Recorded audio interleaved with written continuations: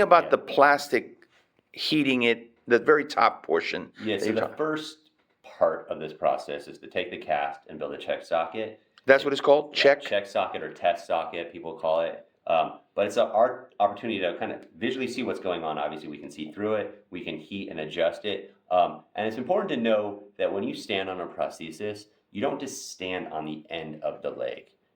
Standing on the end of a transected bone does not feel good. That's painful. So we have to take the forces of your body weight, of standing and gait, and distribute it over the surface area higher up on your amputated leg. So it's How is that distribution? We're going to talk a lot about it as we work on Please this. go on. Yeah, go ahead. That's part of this process, is making sure that distribution is where it needs to be. Because no one just stands on the bottom of their leg. Everyone thinks they can, but it doesn't feel good. So we have to take the pressure. That's where the kneecap is here, the patella is here. Yeah. We go up and around it to stabilize things. So this is like our job, right? Is this the biomechanics and the physics of this? And so that's why we're building a socket. Now the socketless sockets is another concept that you would use in this, and we can talk more about that. Do you have one to show? No, I mean I can pull it up online, but we don't have one here. Okay. So the socket, and then we start the assembly of the components. The shin section, and these are But Alex, I am able to pursue that if I wanted it through this company, right? Yeah. Okay, but maybe I need with to. With us, working with your doctor, working with your insurance. And it won't be your first time rodeo doing a socketless, if in case. Okay, please go on. Please go on. Yeah.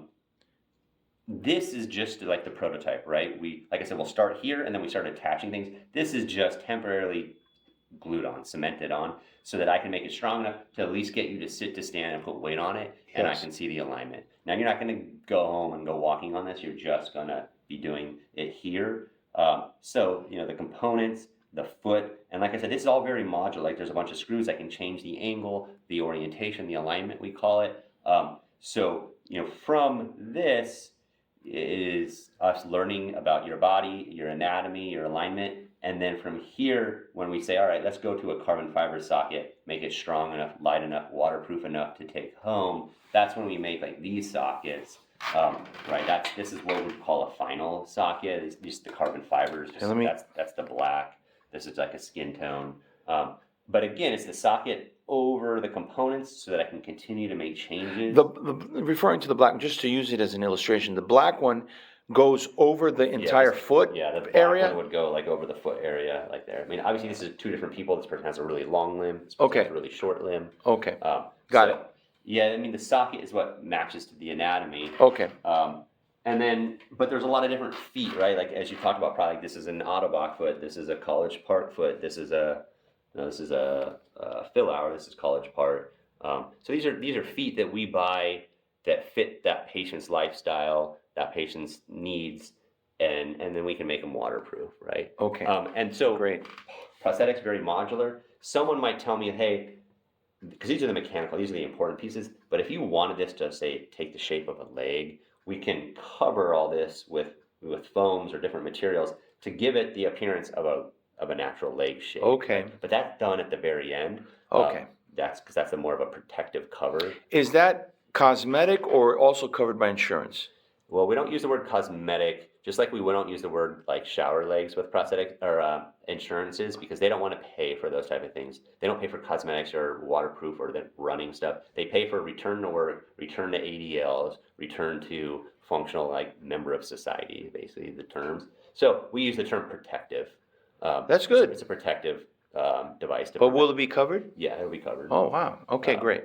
So yeah, but like and all those steps that I just talked through, that occurs over really this next 4 to 6 weeks. Okay. An appointment every week, every other week, as we go through the fit and assembly. We have to kind of watch your leg, your anatomical leg, change.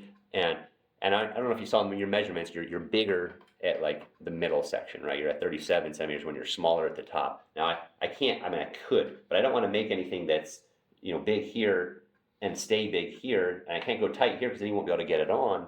Yeah. So I need to get your leg to shrink down a little bit so that it can slide in. And you said that shrinking helps with circulation?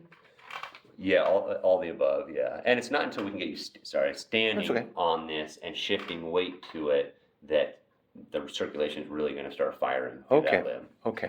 Does that make sense? Yes, so far, yeah. Yeah. Well, cool. Let's get you in a shrinker, Okay, but I wanted to show you kind of, these are the parts and pieces that Yeah. will be no, thanks.